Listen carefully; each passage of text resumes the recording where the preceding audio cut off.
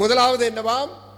ஜீவ தண்ணீர் ஊற்றாக. அதாவது ஜீவ உன்னை செழிக்க வைக்கிற அந்த வார்த்தை, அந்த தேவனுடைய வேதத்தை வாசித்து அதன்படி நடக்கிற அந்த உணர்வு.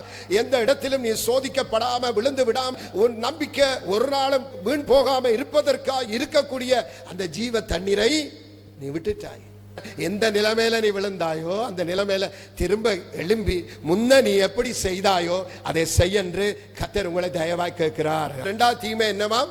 தண்ணி நிக்காத தொட்டிகளாகிய வெடிப்புள்ள தொட்டிகளை தங்களுக்கு நீங்க வெட்டி இருக்கிறீங்க. ஆகையால் அது உங்களை வேறு விதத்தில் உங்களோட சிந்தைக்க பூந்து எங்கேயோ ஒரு இடத்துல கொண்டு போய் கடவுளுடைய கர்த்தர் கிரியை செய்யாத இடத்துல கொண்டு போய் நிப்பாட்ட விரும்புது.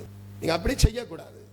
ஆண்டவர் உங்களுக்கு ஆலோசனை, முந்தி எப்படி என்னை அன்பு கூர்ந்து எப்படி என்னை நேசித்து நடந்தீங்களோ அந்த இடத்துக்கு நீங்க வாங்க. நீங்க தெரிந்து கொள்ற வாழ்க்கை நல்லா இருக்கணும். வெடிப்புள்ள தொட்டியில தண்ணி நிக்க.